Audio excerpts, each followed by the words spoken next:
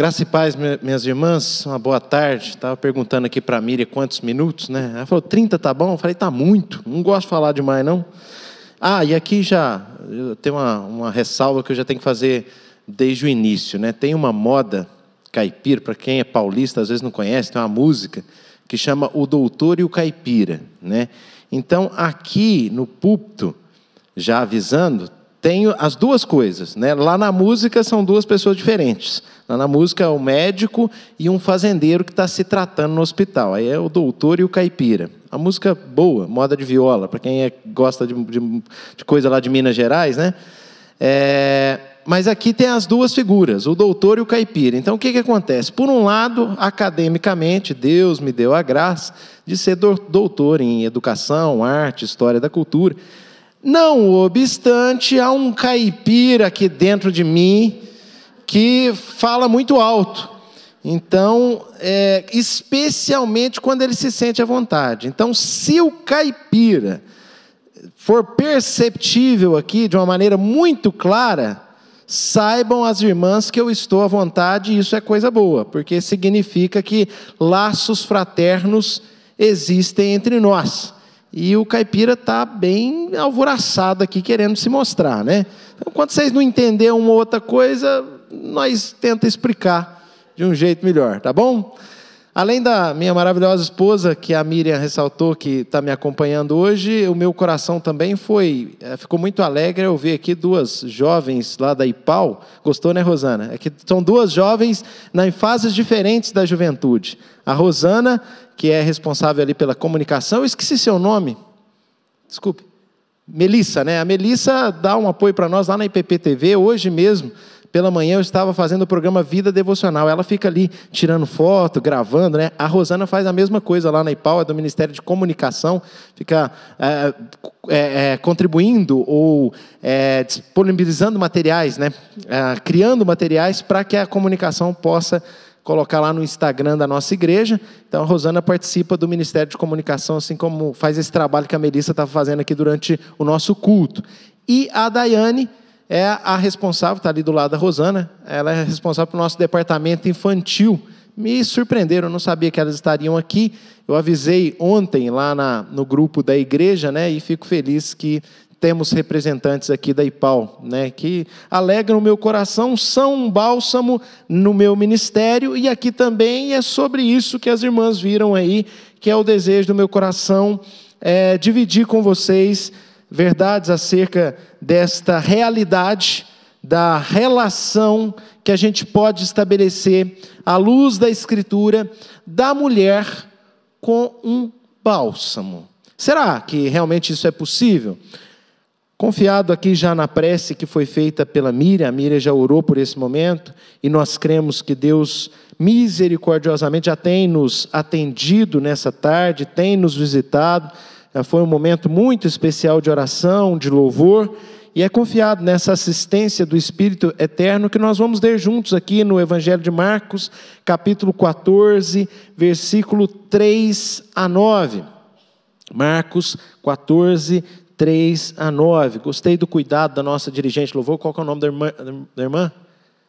Vânia. A Vânia ali já foi cuidadosa, pegou alguns cânticos, né, que se referem à consagração, né, à adoração, a um sacrifício oferecido. Vamos procurar entender de uma maneira profunda e contextual à luz da narrativa que nos foi trazida por João Marcos, que é o escritor do segundo evangelho.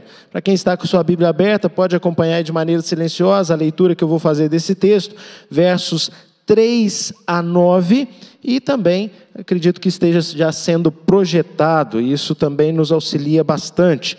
E deixa eu colocar aqui só uma ajuda para que eu não, de repente, eu falei que gosto de falar pouco, mas de repente eu já estou falando há uma hora aqui e não percebo, né?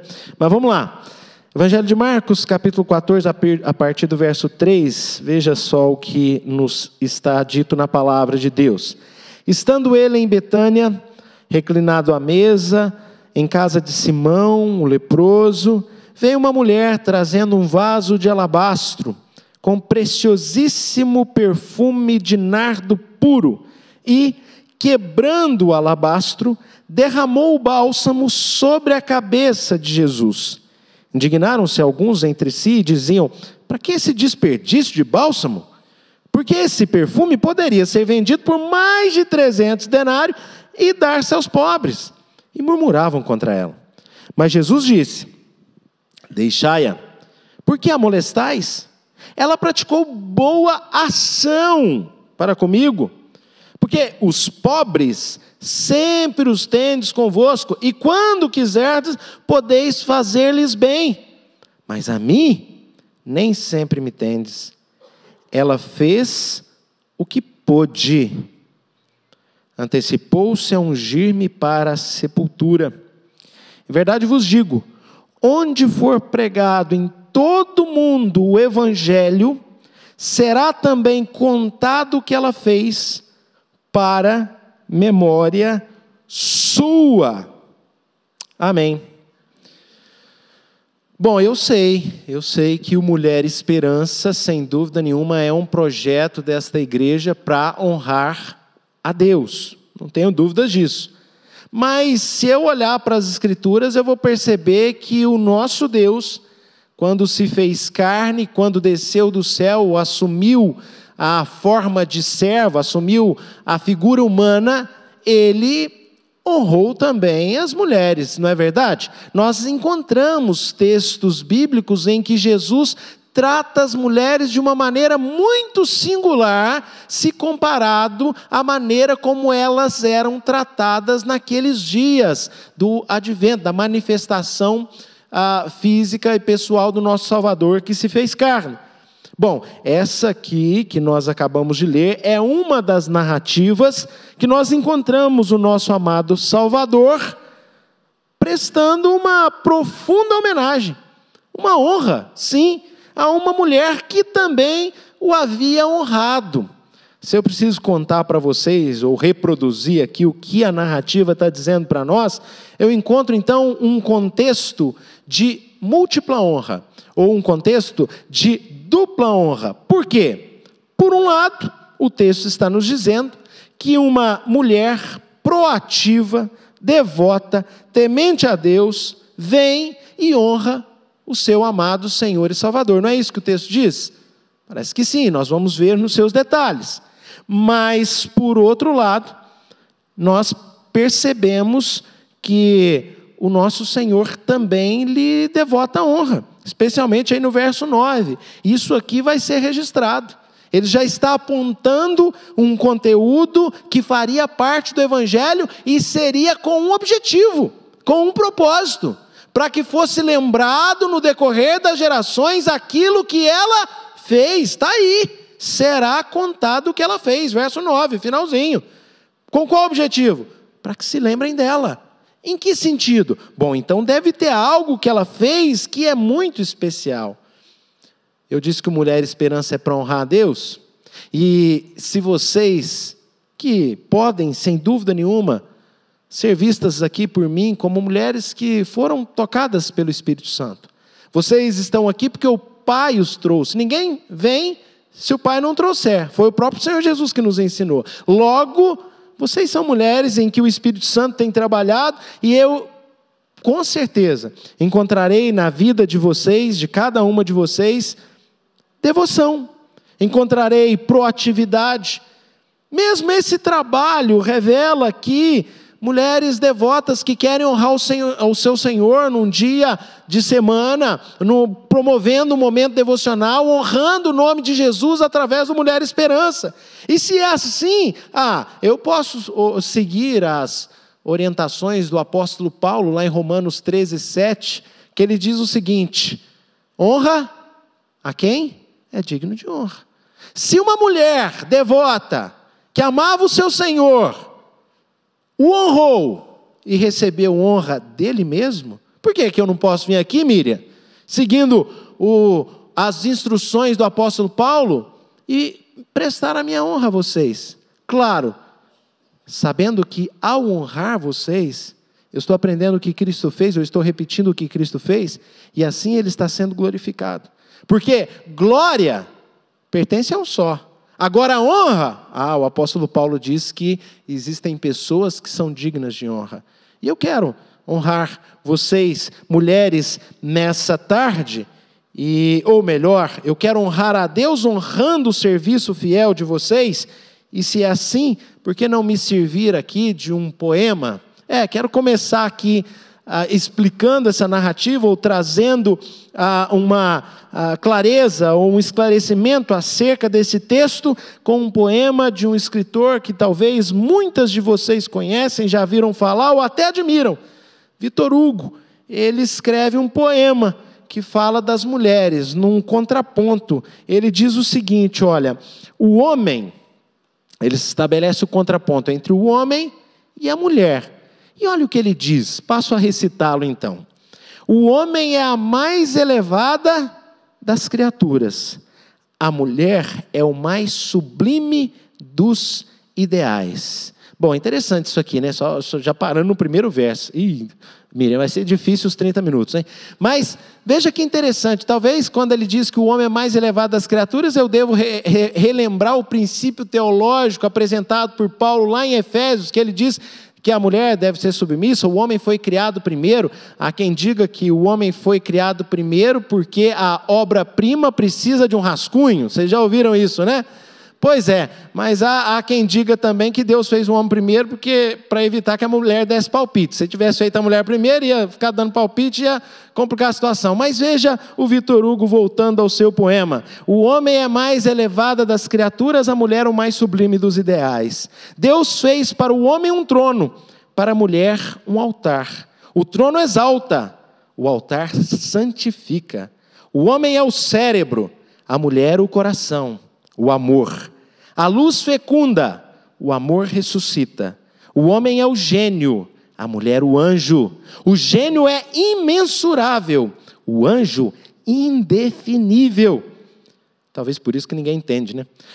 A aspiração do homem é a suprema glória. A aspiração da mulher, a virtude extrema.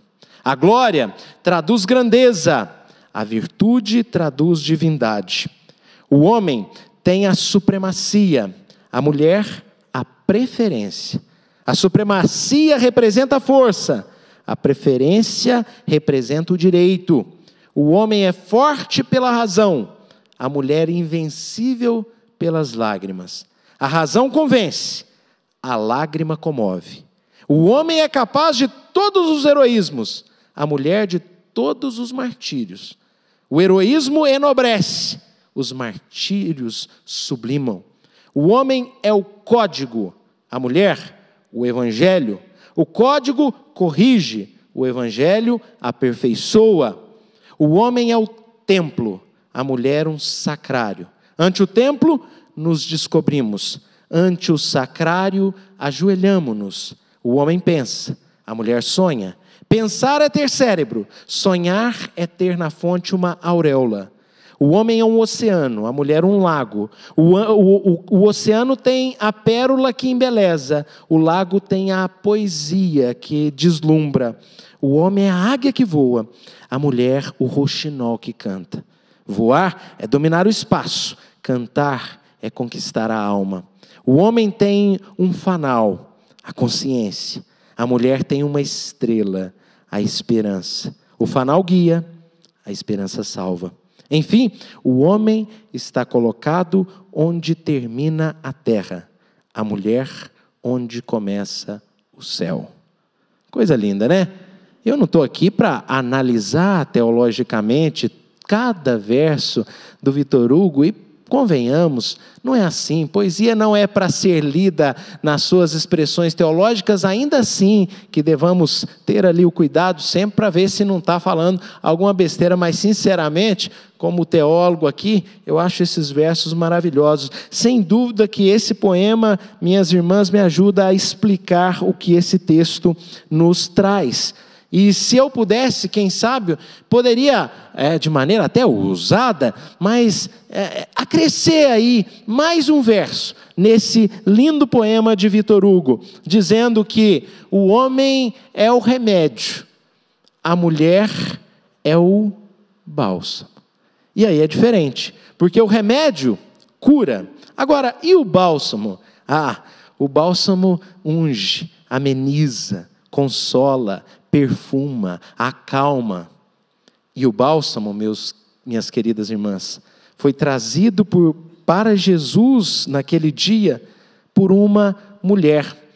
Dia difícil, minhas irmãs. Dia tenebroso, dia escuro. E eu vou lhes mostrar como esse dia era de trevas. Mas ali, em meio àquele momento tão complicado da vida do nosso Senhor, nós encontramos ou nós percebemos a presença de um bálsamo que perfuma o ambiente hostil, que suaviza um momento terrível, um momento truncado, difícil, pelo qual o Senhor Jesus estava passando naquele momento. Bom, então vamos ao texto. Primeiramente, eu posso aqui, como teólogo, exegeta, ser cuidadoso em relação à Escritura e, quem sabe, estabelecer no primeiro ponto aquilo que Jesus diz que a mulher fez. E o que ela fez? Versículo de número 8. O que Maria, e eu sei que é Maria não pela narrativa de Marcos, eu sei que é Maria pela narrativa de João. O evangelista João também contou essa história no capítulo de número 12 do seu evangelho, e ele nos diz que foi Maria, aquela sim, irmã de Lázaro, irmã de Marta. E aqui então nós encontramos Maria ungindo ao Senhor Jesus e fazendo o quê? Como é que Jesus mesmo descreveu a ação de Maria? Como é que ele diz aí no verso 8? O que ela fez? Ela fez o que pôde. Vamos por aí? Ela fez o que pôde. Verso 3. Estando ele em Betânia, reclinado à mesa. Isso aqui já é interessante, né? Porque se você for lá na narrativa de João, vou dar trabalho para o cinegrafista agora, né? Mas tudo bem. Se você for lá no Evangelho de João, o que acontece? Você vai encontrar na narrativa que ela ungiu Jesus com aquele bálsamo, com aquele unguento precioso, e ela ficou aos pés de Jesus enquanto Jesus estava à mesa. Aqui diz que ele estava reclinado à mesa. Aí como é que você imagina? Jesus está ali à mesa, provavelmente você imagina que ele está deitado na mesa, aí uma mulher vem e joga sobre a sua cabeça o bálsamo que veio pelo corpo todo. João diz que a casa se encheu de perfume, logo o corpo de Cristo todo foi ungido, né? Porque João diz que se concentrou unção nos pés. Por quê? Porque na verdade ela quebra o vaso na cabeça e desce pelo corpo e ela fica aos pés de Jesus. E aí você imagina Jesus reclinado à mesa, essa mulher ao pé, então ela está debaixo da mesa ali, nos pés de Jesus, é assim? Não. Quando o texto diz que ele está reclinado à mesa, você tem que pensar em como é que era a mesa. Não era a mesa que você tem em casa, não. A cultura oriental dos dias de Jesus é bem diferente disso. Você tinha uma plataforma de no máximo 30 centímetros de altura. Então aquela Santa Ceia que você está acostumado a ver, não sei se é do Da Vinci, me parece que sim, que é famosa, não tem nada a ver com o real, entendeu? Aquilo ali é arte. Mas o fato é que essa mesa dos dias de Jesus era uma plataforma com um pouco mais, talvez 30 centímetros. Ali os discípulos então se sentavam à mesa para comer. Como se sentavam? Com esse lado externo da coxa e ficavam com os pés para trás. Então veja, sentados com esse lado aqui da coxa, com a mão, isso 30 centímetros de altura, com o antebraço escorado na plataforma, naturalmente os pés para trás, a mão direita livre para pegar o pão, molhar num guisado, numa carne, no que fosse servido e comer. E assim que estava Jesus na casa de Simão. Simão, que nos é descrito como o leproso, em Betânia. Mais um milagre do Senhor Jesus.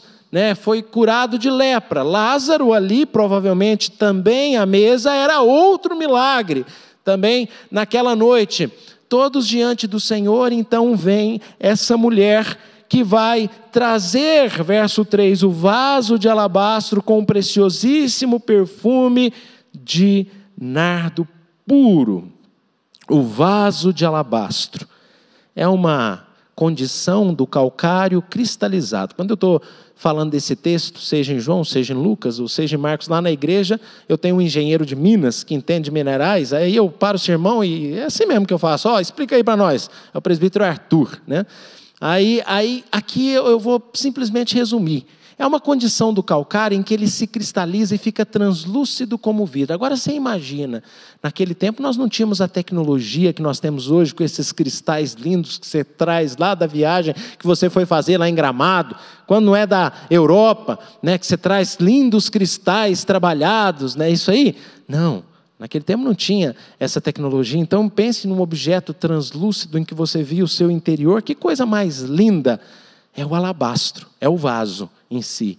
E ali naquele vaso você tinha o perfume de nardo puro, uma planta originária do Himalaia, que você extrai o seu perfume através da destilação, igual fazer cachaça.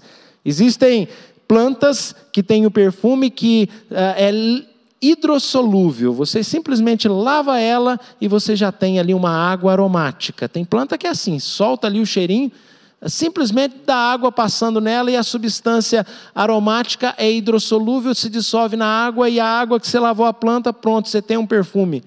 Tem substâncias que são lipossolúveis, você precisa passar um azeitezinho, a mirra que Jesus recebeu quando ele ainda era um bebê, que também é cheirosa e que é lipossolúvel. Os profetas colocavam no azeite, no unguento, para ficar cheiroso. E o nardo já é destilação. Você precisa fazer um processo para extrair esse aroma, mas depois você ainda vai provocar uma destilação aquecendo em alta temperatura, criando um vapor, condensando esse vapor, igual fazer cachaça. E aí você tem então o aroma. E quando você junta as duas coisas, para a época, queridos, muito longe, muito distante da Revolução Industrial, ter-se um vaso como esse, ter-se um perfume como esse, era se ter um tesouro. E essa mulher então traz o seu tesouro ao seu Senhor. Quando eu junto os evangelhos, eu sei que aconteceu isso que eu contei para vocês. O quê? Quebra na cabeça do Senhor Jesus, ou na altura da sua cabeça, ao final do versículo 3 nós lemos isso, mas João vai dizer que ela permaneceu aos pés de Jesus, enxugando os seus pés com seus próprios cabelos. E quando eu então entendo essa narrativa, e se o perfume preencheu toda a casa, como diz João, então nós temos o desenho dessa circunstância, em que a mulher pega o seu tesouro e traz até Jesus, e Jesus descreve então o que essa mulher fez, e a descrição do que essa mulher fez é que ela fez o que pôde. Eu disse que o tema da mensagem é a mulher e o bálsamo. Tem um botânico antigo, Nicholas Culpeper, ele atribui ao nardo a capacidade de confortar o cérebro, de auxiliar as paixões, de amparar um coração fragilizado. É um bálsamo que traz suavidade. A Bíblia fala sobre isso. Vocês se lembram que o salmista vai falar sobre a comunhão, a união do povo de Deus? Em qual salmo? Salmo que ele diz assim, como é bom e agradável. 133. Como é bom e agradável que os irmãos vivam em união, é como o quê?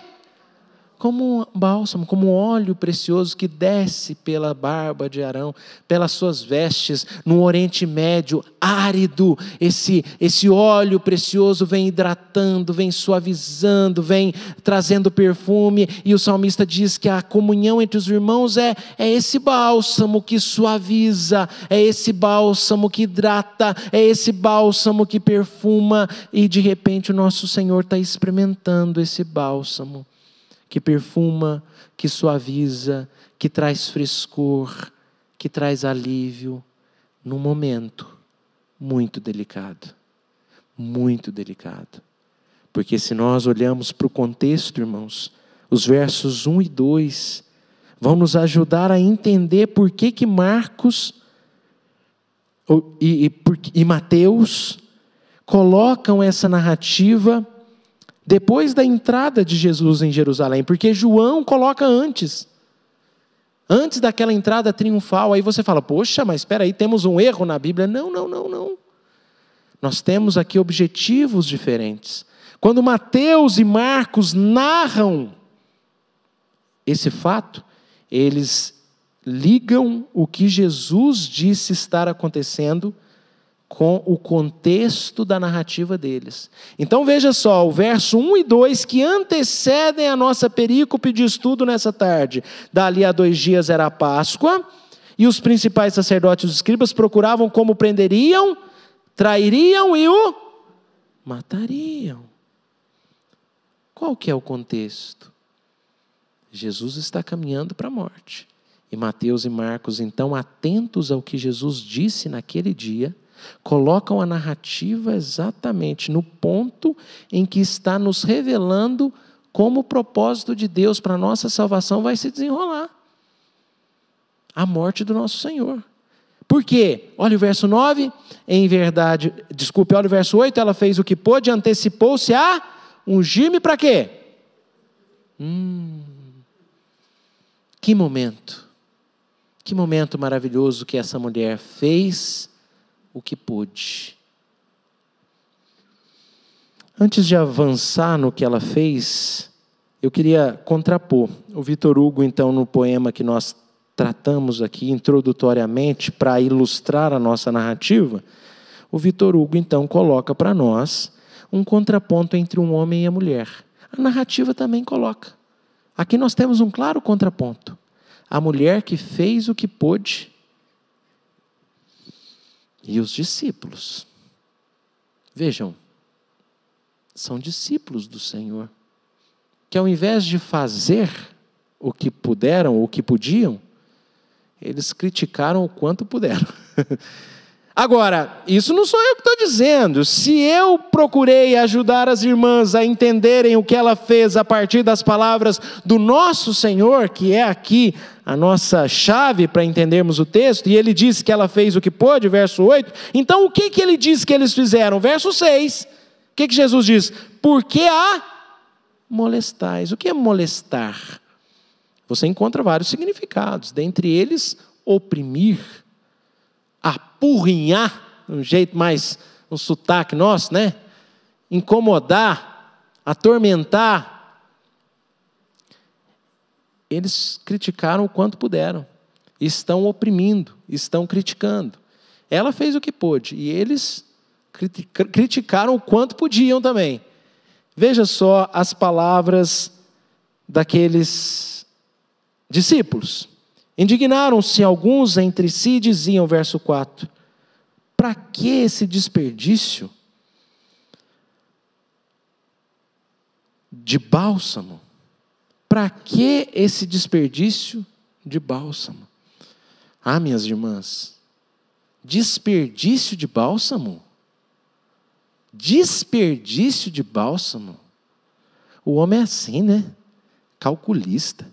Na hora que sente o cheiro daquele perfume, vê aquele vaso quebrado, o homem é muito racional, né? Já pensa logo no que está gastando, né? Isso aí, parecendo seu marido, né? Que é, meu Deus do céu, o perfume é bom, perfuma a casa, faz bem para nós, a roupa é bonita, embeleza a esposa. Não, eu pergunto, quanto custou? É assim. Então, quando eu falo que a mulher é o bálsamo, é porque ela embeleza as circunstâncias. E o homem precisa deixar esse cálculo frio de lado um pouquinho. Entender que existem dias que são especiais. Mas ali os discípulos querem tratar esse dia como se fosse qualquer um ou qualquer outro dia. E entendem que é desperdício. Minhas irmãs, nem se fosse gasto todo o perfume do mundo, o nosso Senhor seria honrado à medida que Ele era digno de honra. Nem se fossem gasto todo o nardo do mundo por Ele mesmo criado. Nem se fossem quebrados todos os vasos preciosos do mundo. Jesus seria honrado à medida da sua dignidade. Onde está o desperdício? Ah, meus queridos irmãos, nós percebemos como às vezes falta essa ternura, como o homem é simplesmente o remédio. E se é então para me estabelecer a comparação lá no poema do Victor Hugo, eu vou piorar. Porque eu disse que o homem é o remédio, a mulher é o bálsamo. O remédio cura, a mulher suaviza, ameniza, perfuma, consola, conforta. Até o botânico está dizendo isso, que o bálsamo faz. Então eu vou dizer diferente. O homem é a injeção e a mulher é o bálsamo. A injeção cura, mas vai doer, hein? Pois é. Aqui nós percebemos os discípulos de Jesus, naquele dia sombrio, tratando como se fosse um dia comum. Mas a mulher cheirosa, ela é como um bálsamo em dias difíceis. A essa altura, eu já preciso levantar aqui para as irmãs a necessidade de que esse predicado que foi utilizado para caracterizar essa reunião, Mulher Esperança, o desejo do meu coração é que o Espírito Santo de Deus, na mediação de Cristo nosso Senhor, transforme cada uma de vocês em mulheres esperanças, como essa que no momento de trevas sombrio em que o Senhor caminha para a morte, traz suavidade. Quantas vezes na casa de vocês vivem momentos de dificuldade, ou vocês viverão momentos de dificuldade? O salmista, ou o sábio Salomão, nos seus escritos em Provérbios, vem nos dizer que a mulher sábia edifica a sua casa, mas a insensata, com as próprias mãos, a derrubam. Quantas vezes, nesse momento de dificuldade, sombrio tal qual esse, momentos difíceis, quem sabe de apertos financeiros, quem sabe de frustrações, quem sabe de planos frustrados, dificuldades vividas, ao invés de vocês serem esse instrumento que edifica, que suporta, que suaviza os momentos, vocês não têm sido essa esperança, esse bálsamo. E Deus chamou vocês para serem. E aqui nós temos um bálsamo trazido para suavizar a escuridão daquele terrível momento. A preocupação, como eu disse, é preocupação de um homem meticuloso que faz cálculo e esquece que alguns dias precisam ser tratados como especiais, diferentes. Na perspectiva deles, verso 4, desperdício, jogou fora, jogou dinheiro fora. Mas é isso que está acontecendo? Eu devo olhar para essa narrativa e considerar que está sendo jogado dinheiro fora? Ou que está acontecendo a honra mais devida? Está acontecendo a adoração mais sincera, mais profunda, como os louvores nos conduziram a pensar, como ofertas preciosas, ou como uma oferta que estava tendo o seu lugar mais legítimo.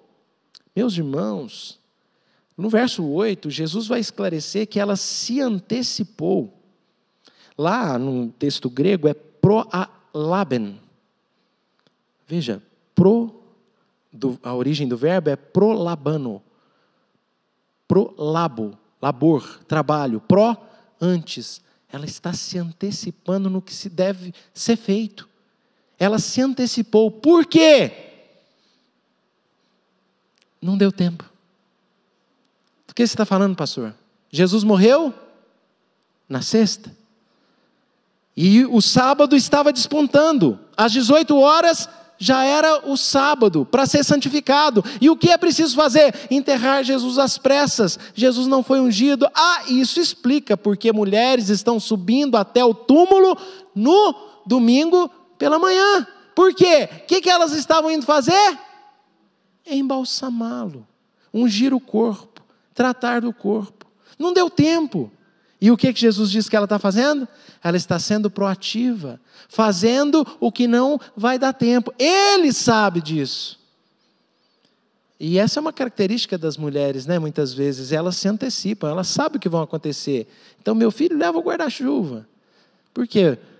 Pode chover, veste essa blusa, toma esse remédio. Não é assim? As mulheres têm essa característica de serem proativas, de fazerem antes, de pensarem antes. Mas o homem fica aqui nos limites das contas matemáticas. Verso 5, porque este perfume que está perfumando o meu Senhor e Salvador, poderia ser vendido por mais de 300 denários e dar-se aos pobres. Meus irmãos, que ato de louvor lindo, que é interpretado por homens calculistas como simplesmente jogar dinheiro fora, e estão fazendo continhas e murmurando contra ela. Versículo de número 5, que coisa, a razão gera a intenção. Veja só, poderiam ser dados aos pobres, verso de número 5, 300 denários e dar-se aos pobres, e faz a continha, 60 mil reais, mais ou menos. 300 famílias poderiam ser alimentadas em um só dia. Vamos nas continhas aqui. É assim que os homens fazem. E não interpretam o ato de adoração que está acontecendo naquele lugar. As mulheres que nos ajudam a perceber que não é bem assim as coisas. Não é assim que a gente tem que interpretar. Às vezes um investimento numa decoração, às vezes um perfume que traz suavidade para a rotina do lar. Como eu falei há pouco, meus irmãos, me bate uma tristeza quando eu vejo, ou quando eu me vejo em Judas. Se eu não me engano é João, não sei se é Mateus ou é João, que vai dizer que quem estava fazendo a conta para valer aqui era Judas. Interessado nos pobres, né? Característica dele. Sempre se preocupou com os pobres. Ficava com a bolsa, e diz muito texto que ele amava era o dinheiro. E Judas então está na intenção, mas é isso, a razão gera a intenção. Agora, é diferente, a ação é diferente da simples razão. Se razão gera intenção, o amor gera ação. E aqui vemos de fato um ato de amor que essa mulher tem para com o nosso Senhor e Salvador, e ela se antecipou, e ela fez o que ela tinha que fazer, e eles estão então, de maneira fria e calculista, murmurando contra o ato dessa mulher. Mas, muita coisa ainda poderia ser considerada a partir desse texto, mas além de ver o que ela fez o que pôde, verso 3, de que eles criticaram como puderam, verso 4 e 5, precisamos encontrar em Jesus, ou na ação de Jesus, aquilo que só Ele pode fazer. A partir do verso 6, encontramos aquele advogado. Lá em 1 João, capítulo 2, verso 1, na primeira epístola, João nos diz que Jesus é o nosso advogado. Porque se nós pecarmos, nós temos um advogado junto ao Pai. E se nós então adorarmos? Porque o que ela fez aqui não foi pecar. O que ela fez aqui foi prestar honras ao seu Senhor e adorá-lo. Logo, o advogado entra em cena e defende aquela mulher. Verso 6, deixai-a. Por que vocês estão molestando? Por que vocês estão oprimindo? Por que vocês estão a criticando? Porque ela praticou a boa ação para comigo. Ela não ficou nas intenções de alimentar pobres, verso de número 5, nas murmurações. Não, ela me amou. E amor gera ação, razão gera intenção. Eu calculo, eu penso, seria interessante gastar isso com pobre. Mas não, ela ama. E aí é interessante eu devotar o meu amor através deste meu valioso perfume. Quebrou o cofrinho. Isso aqui, como eu falei, 60 mil era a poupança. Mas quem estava naquela casa? Era o seu Senhor e Salvador. Era o seu amor maior. E para Jesus, nós damos a nossa própria vida. Nós nos consagramos. E se nós não temos o Senhor Jesus para receber o nosso material físico, porque ela tinha ali Cristo presente, para quebrar o seu tesouro e trazer para o Senhor. Mas se Jesus está espiritualmente conosco, mas o seu corpo está à direita do Pai, nós podemos honrá-lo. E mulheres, se vocês não têm como perfumar o Senhor com um perfume caro, se vocês não têm como oferecer ao Senhor aquele presente, do perfume caro, eu sou pobre, não sei qual que é a marca boa aí não. Mas que tal a vida de vocês serem esse próprio bálsamo?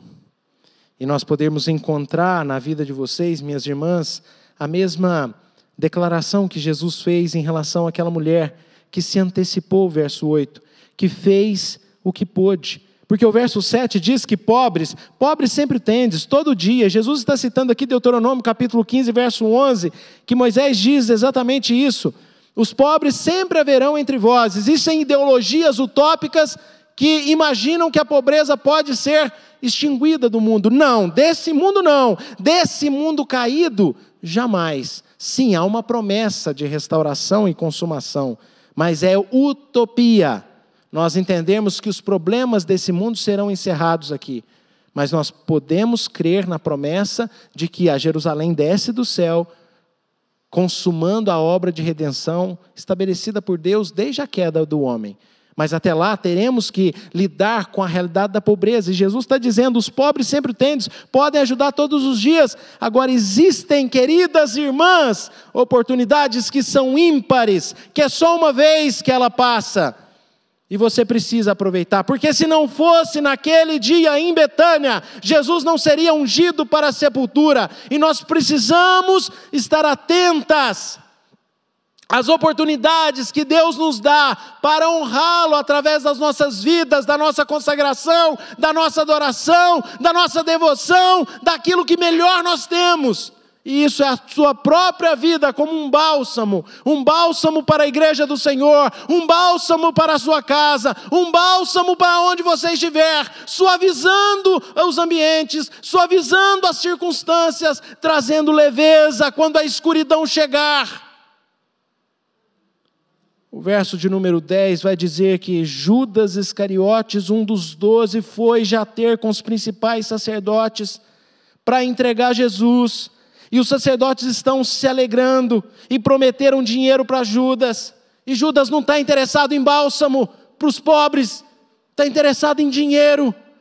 E o texto então tem no seu contexto anterior e no seu contexto posterior o indicativo da morte do Senhor. E tem, queridos irmãos, ou se posiciona para nós como a oportunidade que uma mulher teve de servir bem ao seu Senhor, porque depois, se ela estivesse pensando, mas é muito caro, já viu quando você vai dar aquela oferta, mas será e tal, vai faltar, seja honesta, às vezes é assim, e o dízimo agora, mas eu tenho conta para pagar e tal, e se ela ficasse nessa, Jesus ia embora, e não iria voltar mais.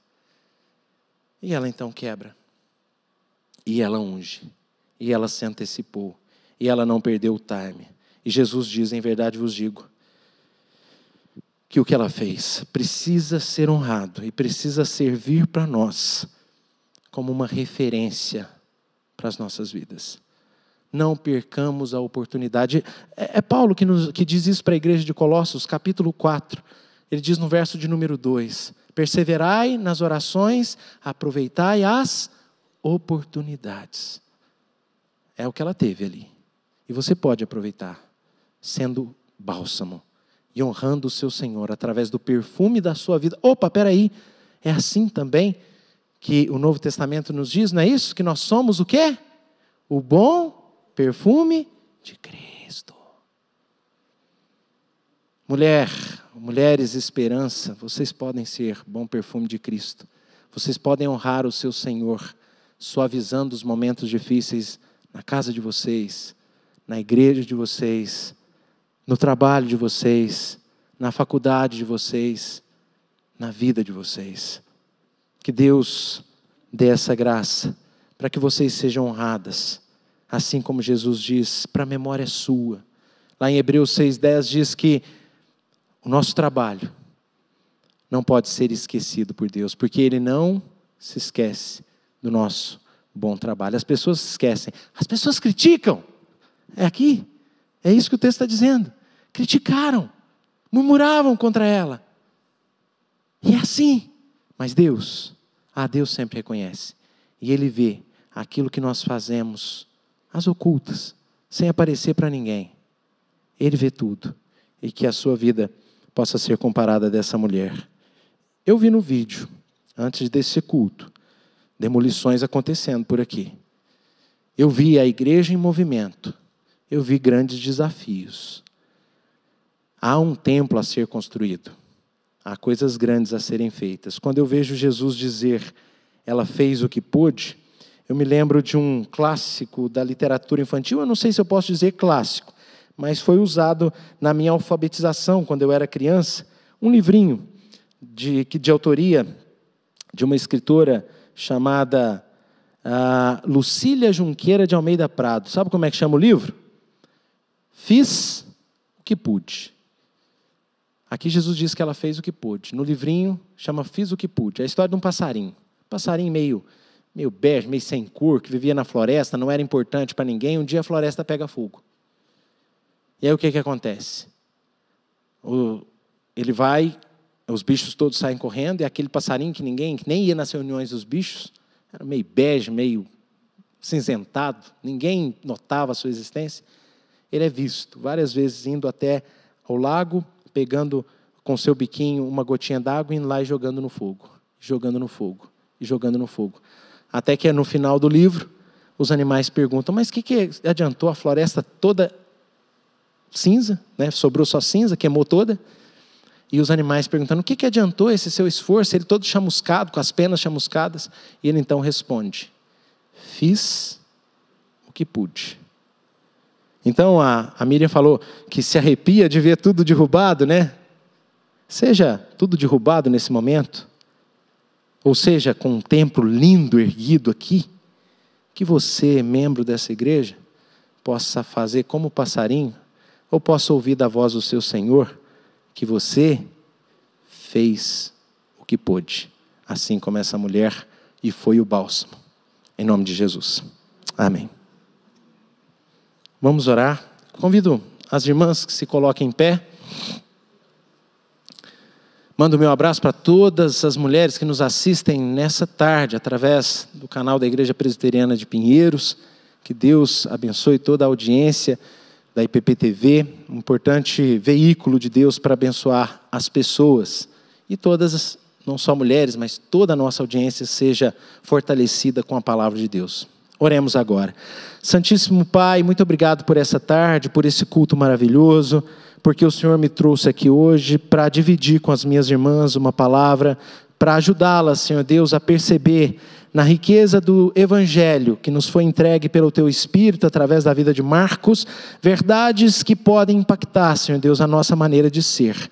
Ó Pai, eu sei das limitações de cada serva Tua que está aqui, mas eu sei do poder do Teu Espírito, ó Pai. E o que são as limitações humanas, perto do poder do Espírito Santo do Senhor. Por isso, Senhor Deus, derrama o Teu Santo Espírito com poder e graça sobre a vida de cada esposa aqui, ó Pai. Não deixe mais sua serva ser semente de discórdia em sua casa. Não deixe mais, Senhor Deus, que a estultícia possa manchar o testemunho da tua serva, mas, Senhor Deus, reveste de profunda sabedoria cada esposa, reveste de profunda sabedoria cada mãe que está aqui presente, cada avó que está aqui presente, Senhor Deus, cada filha que está aqui presente, ó Pai, para que nos momentos de escuridão nas suas próprias casas, na caminhada da igreja, momentos desafiadores, ó Pai, o bom perfume de Cristo possa ser percebido nessas tuas servas chamadas pelo Senhor para serem bálsamo, para serem perfumes, ó Pai. Em nome de Jesus, ó Deus, concede essa graça a estas tuas chamadas, para que elas honrem ao Senhor com as suas próprias vidas, consagradas e entregues a Ti. É o que eu te peço em Cristo Jesus. Agora, minhas irmãs queridas, vocês e todo o povo de Deus, em toda a face da terra, possam receber o amor de Deus, a graça de Cristo, a consolação do Espírito Santo, que ela esteja sobre vós e sobre todo Israel de Deus pela face da terra, desde agora e para todos sempre. Amém.